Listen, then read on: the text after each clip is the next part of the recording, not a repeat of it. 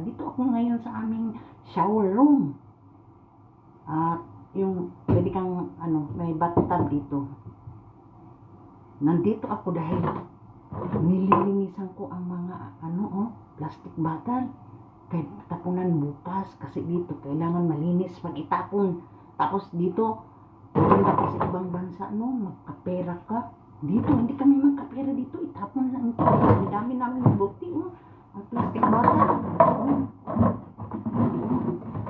Kasi namimili hindi dati nagtitimpla kami ng tea. Ngayon ang asawa ko na tamad na bumibili ng karton na ganito tea. Yun ang iniinom namin. Tsaka mineral water.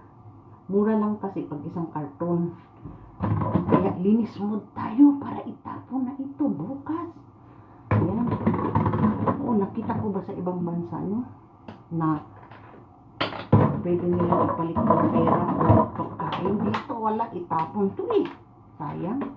Sa atin dito sa Pilipinas, pera to. Sa Amerika din bakit dito sa Japan hindi kami ganito. Dapat meron din kami balik din sa amin kahit kunti kakatulong na yun. Kaya yan, kita ko ang ganda ng araw ngayon. Yan ayun na, kita ko. Ayan, nalinis ko na yan. Ayun, palinisin ko. Ayun pa doon yung plastic din yun.